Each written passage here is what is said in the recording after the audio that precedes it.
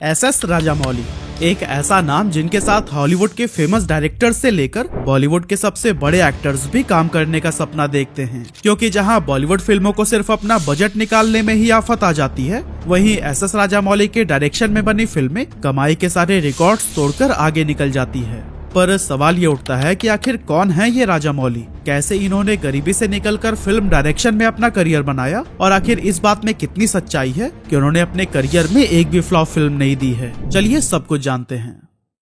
तो दोस्तों, देश के सबसे महंगे डायरेक्टर माने जाने वाले एस.एस. राजामौली का पूरा नाम आपको पता है? ये है कोडूरी श्री शैलाश्री राजामौली। 1973 में कर्नाटक के अमरेश्वर कैंप नाम के एक गांव में जन्मे राजामौली जी के पिता screen writer we Vijendra Prasad ji हैं। वैसे अगर आप साउथ इंडियन फिल्मों के शौकीन हैं, तो इनके पिता को तो आप जानते ही होंगे, क्योंकि RRR, बाहुबली और मगधीरा जैसी बहुत सारी हिट मूवीज की स्क्रिप्ट इन्होंने ही लिखी है। खैर, अगर हम बात करें एस.एस. राजामौली जी की अर्ली लाइफ की, तो आज भले ही वो काफी अमीर हैं, पर हमेशा से ऐसा नहीं था। वैसे तो राजामौली जी के दादाजी एक बहुत ही अमीर और जमींदार आदमी थे, जिनके पास करीब 360 एकड़ जमीन थी, और उस टाइम पर फैमिली की लाइफ भी बहुत अच्छे से गुजर रही थी। लेकिन पिता और चाचा पर फिल्में बनाने का ऐसा जुनून सवार हुआ कि उन्होंने सारी जमीनें ही बेच डाली। पर बदकिस्मती से इनमें से कई फिल्में कंप्लीट नहीं हो सकी, और कुछ पूरी हुई भी तो सिनेमा घरों में इतनी बुरी तरह से पिट गई कि इनका पूरा परिवार सड़क पर आ गया। इस फेलियर के बाद से राजामौली की फैमिली बहुत ही बड़े डेट ट्रैप में फंस चुकी थी, जिसके बाद से एक बड़े से घर से निकलकर पूरी फैमिली को 2 कमरे वाले अपार्टमेंट में शिफ्ट होना पड़ा, और इस 2 कमरे में ही परिवार के 13 सदस्य रहा करते थे। उस समय एस.एस. राजामौली की उम्र सिर्फ 10 साल के आसपास थी, और इस बदहाली ने उनके दिमाग पर बहुत ही गहरा असर डाला। खैर, अपने इन हालातों और कर्ज से निकलने में इनके परिवार को काफी लंबा समय लग गया, और इसी बीच राजामौली के 12th की पढ़ाई भी कंप्लीट हो गई। लेकिन कमाल की बात तो ये थी कि आज के समय के इतने बड़े डायरेक्टर को अपने अर्ली 20s तक ये समझ नहीं आता था कि आखिर उन्हें अपनी लाइफ में करना क्या है। कैरियर को लेकर इस तरह की लापरवाही उनके पिता को बिल्कुल भी पसंद नहीं आती थी, इसीलिए राजामौली को हमेशा उनसे डांट सुननी पड़ती, और इस बात का मजा उनके रिश्तेदार भी लेने लगे थे। इसीलिए जब भी वो उनके घर आते थे तो जानबूझकर इस सवाल को छेड़ देते कि बेटा आगे क्या करना है, अब इसका जवाब क्या देना है। ये बात ना तो राजामौली को समझ आती थी और ना ही उनके घर वालों को। कभी कभी तो वो इस तरह के सवालों से तंग आकर यह कह देते थे कि मैं म्यूजिक कंपोजर बनना चाहता हूँ। असल में राजामौली के उनके कजन MM कीरावानी के साथ बहुत अच्छी बॉन्डिंग थी, और उन्होंने कीरावानी को म्यूजिक के लिए काफी पैशनेट देखा था। अब राजामौली के पास अपना खुद का तो कोई फ्यूचर प्लान था नहीं, इसीलिए उन्हीं से ही इंस्पायर होकर वो बोल दिया करते थे कि मैं आगे जाकर म्यूजिक कंपोज करूंगा। खैर, कोई भी पेरेंट जब अपने बच्चे को कैरियर के लिए लापरवाह देखता है तो उसके लिए ये सबसे बड़ी चिंता होती है। विजयेंद्र भी इसी को लेकर ही परेशान रहते थे, और यही वजह थी कि उनके घर का माहौल खराब रहने लगा। ऐसे में अपने पिता की डांट और गुस्से से बचने के लिए राजामौली ने काम करने का सोचा और अपने पिता के साथ ही सेट पर जाने लगे। साथ ही वो अपनी या अपने पिता के लिखी हुई स्क्रिप्ट्स को ले जाकर बड़े बड़े डायरेक्टर्स को सुनाने का भी काम करते थे। एक्चुअली राजामौली को स्टोरी टेलिंग में बहुत मजा आता था, क्योंकि उन्हें बचपन से ही कहानियां सुनना और सुनाना बहुत पसंद था। असल में जब वो 7 साल के हुए तो उनकी दादी ने उन्हें रामायण, महाभारत और भगवत गीता के पाठ सुनाने शुरू कर दिए थे, और इसी उम्र में ही उनके पिता ने उन्हें अमर चित्र कथा जैसी किताबें लाकर दे दी थी। साथ ही राजामौली को फिल्में देखने का भी बहुत शौक था, और दोस्तों मूवीज की कहानी को तो वो मिर्च मसाला लगाकर इतने इंटरेस्टिंग वे में अपने फ्रेंड्स को सुनाते थे कि मानो सब कुछ उनकी आंखों के सामने हो रहा हो। और दोस्तों, उनके इसी अंदाज की वजह से उनकी स्टोरी टेलिंग को भी काफी पसंद किया गया, और फिर थोड़े टाइम मेहनत करने के बाद उन्हें फिल्म एडिटर के वेंकटेश्वर राव के अंडर में काम करने का मौका मिल गया। यहाँ करीब 6 महीने काम करने के बाद उन्होंने चेन्नई के AVM थिएटर में भी कुछ दिनों के लिए काम किया, और फिर डायरेक्शन के काम में अगले 6 सालों तक अपने पिता की मदद की। अब जैसा कि मैंने आपको पहले भी बताया कि शुरुआत में राजामौली अपनी या अपने पिता की लिखी हुई फिल्म स्क्रिप्ट को सुनाने का काम करते थे, लेकिन उस दौरान उन्हें एक बात हमेशा निराश करती थी कि दूसरे डायरेक्टर्स उनकी लिखी हुई कहानियों को अपने अकॉर्डिंग तोड़ मरोड़ कर अलग ही रूप दे देते थे, जो कि उन्हें बिल्कुल भी पसंद नहीं आता था। और दोस्तों, इसी निराशा ने ही उन्हें राइटिंग का काम छोड़कर फिल्म डायरेक्ट करने के लिए मोटिवेट किया, ताकि वो कहानी को उसके नेचुरल रूप में ही पर्दे पर उतारकर दर्शकों तक पहुंचा सके। हालांकि ये काम आसान बिल्कुल नहीं था, वो भी किसी ऐसे इंसान के लिए जो कि अभी फिल्म इंडस्ट्री को कुछ टाइम पहले ही ज्वाइन किया हो।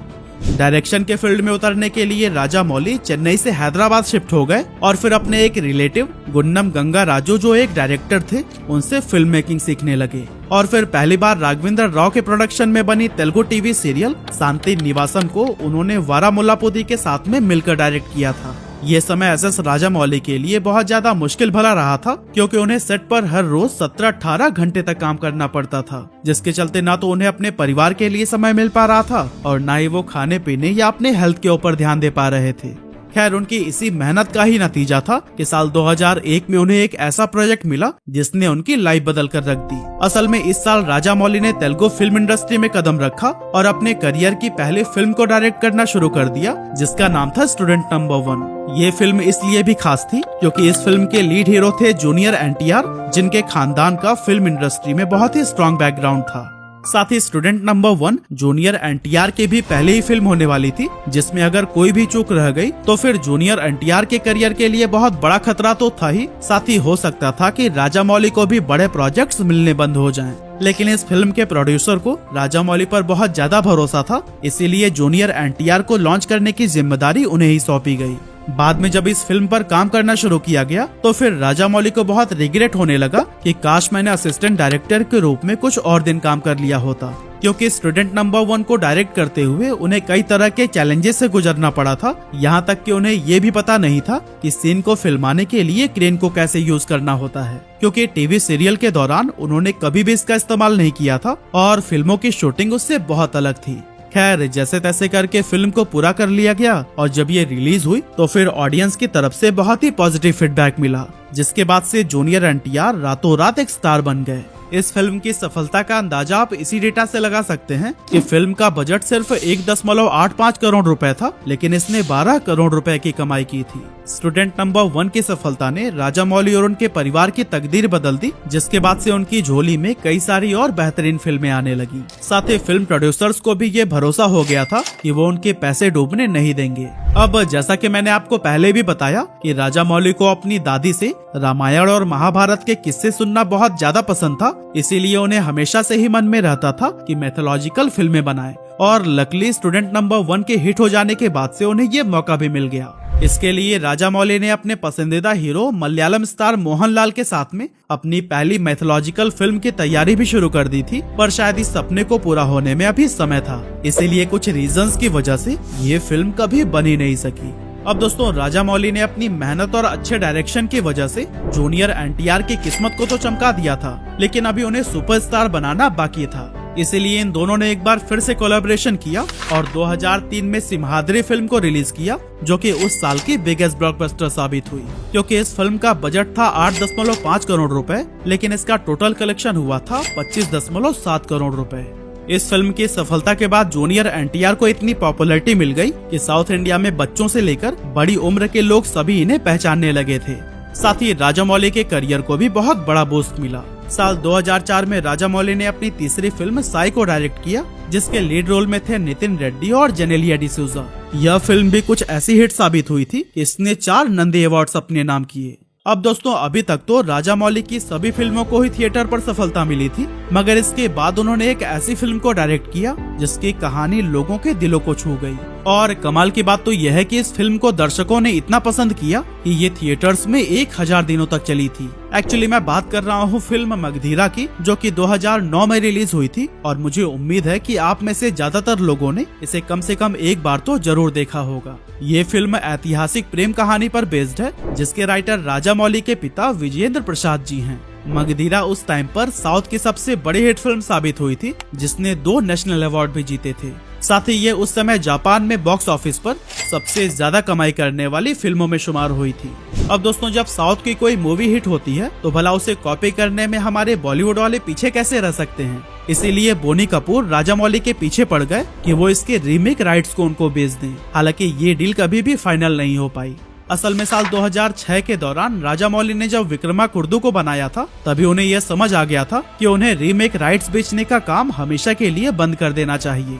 अगर आप विक्रमाकुर्दु के बारे में नहीं जानते तो फिर अक्षय कुमार की रॉडी राठौर तो आपको याद ही होगी। असल में ये फिल्म विक्रमाकुर्दु की ही रीमेक थी। इस मूवी के बनने के बाद से ही राजामौली को लगने लगा था कि सिर्फ वही हैं जो कि अपने पिता की लिखी कहानियों को सही से जस्टिफाई कर सकते हैं। इसीलिए उन्होंने तभी डिसाइड कर लिया था कि अब वो किसी भी फिल्म का रीमेक राइट नहीं बेचेंगे। हालांकि मगधीरा के लिए उन्हें काफी अच्छे ऑफर्स मिल रहे थे, लेकिन राजामौली ने सभी को रिजेक्ट कर दिया।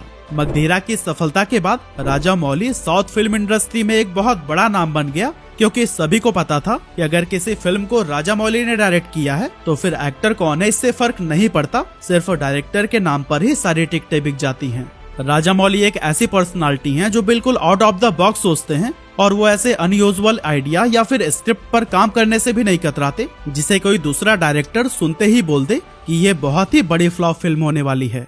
और दोस्तों, उनके इसी out of the box ideas का ही नतीजा है 2012 में रिलीज हुई फिल्म ईगा, जिसका हिंदी डब्ड मक्खी तो आपने जरूर देखा होगा। बताइए कौन सोच सकता है कि आखिर लीड रोल में एक मक्खी को रखकर भी फिल्म को हिट किया जा सकता है। सिर्फ राजामौली ही हैं जो कि इस तरह के कॉन्सेप्ट पर सुपरहिट फिल्म बना सकते हैं। राजामौली और उनके पिता की जोड़ी ने साथ मिलकर कई सारी सक्सेसफुल फिल्में बनाई और जितना उन्होंने खोया था उससे कई गुना ज्यादा कमाया। अब उनके पास सक्सेस और इज्जत दोनों थी, लेकिन फिर भी वह हमेशा डाउन टू अर्थ रहे। आप जब भी राजामौली को चार लोगों के बीच में देखेंगे तो ये पाएंगे कि ये लोगों में ऐसे घुल मिल जाते हैं कि कोई कह ही नहीं सकता कि ये इतने बड़े डायरेक्टर हैं। फेम आने के बाद भी इन्होंने अपने काम को बहुत प्रायोरिटी दी और दर्शकों के लिए कुछ नया पेश करते रहे। लेकिन अभी उनके करियर का वो टर्निंग पॉइंट आना बाकी था जिसने बॉलीवुड को भी बता दिया कि वो कितने पानी में है। असल में साल 2015 में जब एसएस राजामौली बाहुबली लेकर आए थे, तब इसने पूरे इंडिया में ही तहलका मचा दिया था। ये उस साल की सबसे ज्यादा कमाई करने वाली तेलुगु फिल्म रही और इसने पहले ही दिन वर्ल्ड वाइड 75 करोड़ रुपए कमाए थे, जो कि आज के टाइम पर भी एक रिकॉर्ड है। कमाल की बात तो ये है कि इसी फिल्म ने ही पैन इंडिया ट्रेंड की भी शुरुआत कर दी थी, क्योंकि इस मूवी को पसंद करने वाले लोगों में सिर्फ साउथ इंडियन ऑडियंस ही नहीं थी, बल्कि पूरे इंडिया से इसके लिए बहुत ही बड़ा क्रेज देखने को मिला था। और दोस्तों, ये फिल्म न सिर्फ ब्लॉकबस्टर साबित हुई, बल्कि ऑडियंस को बेसब्री से इंतजार रहने लगा कि आखिर इसका सेकंड पार्ट कब आएगा। एंड जब तक बाहुबली 2 नहीं आई, तब तक सोशल मीडिया पर सिर्फ एक ही सवाल ट्रेंड कर रहा था कि आखिर कटप्पा ने बाहुबली को क्यों मारा। खैर, बाहुबली 2 भी ब्लॉकबस्टर साबित हुई और इसने भी कमाई के नए नए रिकॉर्ड कायम किए। पर दोस्तों, इन सब चीजों की चकाचौंध से दूर राजामौली ने एक ऐसी फिल्म की कहानी पर भी काम करना शुरू कर दिया था जिसने इंडियन सिनेमा की तारीफ हॉलीवुड के सितारों से भी करवा दी थी। एक्चुअली हम बात कर रहे हैं 2022 में आई RRR फिल्म की, जो कि इंडियन रिवोल्यूशनरीज की कहानी पर बेस्ड है और इसमें NTR जूनियर और रामचरण के साथ साथ अजय देवगन और आलिया भट्ट ने भी काम किया है। RRR को 550 करोड़ रुपए में बनाया गया था, जो कि अभी तक की मोस्ट एक्सपेंसिव इंडियन फिल्म है और इसका ग्लोबल ग्रॉस कलेक्शन था 1300 करोड़ रुपए। इस फिल्म के रिलीज होने के बाद से बॉलीवुड को ताने मिलने शुरू हो गए थे कि उन्हें साउथ के सिनेमा से कुछ सीखना चाहिए। असल में RRR इंडियन प्रोडक्शन में बनी पहली फिल्म है जिसे एकेडमी अवार्ड दिया गया था। साथ ही इसका नाटू नाटू सॉन्ग न सिर्फ इंडिया बल्कि एशिया का पहला सॉन्ग था जिसे बेस्ट ओरिजिनल सॉन्ग के लिए ऑस्कर से नवाजा गया। और दोस्तों, हम आपको बताते चलें कि नाटू नाटू को राजामौली की वही कजन MM कीरावनी ने कंपोज किया है, जिनसे इंस्पायर होकर ये म्यूजिक कंपोजर बनने की बात कह दिया करते थे। खैर, RRR ने टोटल 6 अवार्ड जीते थे और इंडियन फिल्म इंडस्ट्री को इंटरनेशनल लेवल पर पहचान दिलाई, जो पूरे इंडिया के लिए एक गर्व की बात थी। RRR की सफलता के बाद से हम भारतीय लोगों की मानसिकता ही बदल गई। हम लोगों में एक परसेप्शन बनने लगा कि अब कोई बॉलीवुड, टॉलीवुड या कॉलीवुड नहीं है, बल्कि अब है तो सिर्फ इंडियन फिल्म इंडस्ट्री। कमाल की बात तो ये है कि जो बॉलीवुड वाले साउथ एक्टर्स या डायरेक्टर्स से सीधे मुंह बात भी नहीं करते थे, वो उनके साथ फिल्म करने के लिए बेताब रहने लगे। क्योंकि जहां एक तरफ बॉलीवुड लगातार फ्लॉप मूवीज देकर अपनी रेप्यूटेशन खराब कर रहा था, वहीं राजामौली के डायरेक्शन में बनी फिल्मों को इंटरनेशनल अवार्ड से सम्मानित किया जा रहा था। अब आने वाले टाइम में राजामौली फैंस के लिए कई धमाकेदार फिल्में लाने वाले हैं और कुछ टाइम पहले इन्होंने मेड इन इंडिया नाम की एक फिल्म के बारे में भी अनाउंसमेंट की थी, जो कि इंडियन फिल्म हिस्ट्री के बारे में हो सकती है। वैसे राजामौली की सभी फिल्में सुपरहिट क्यों हो जाती हैं? आप अपना ओपिनियन हमें कमेंट करके जरूर बताइएगा।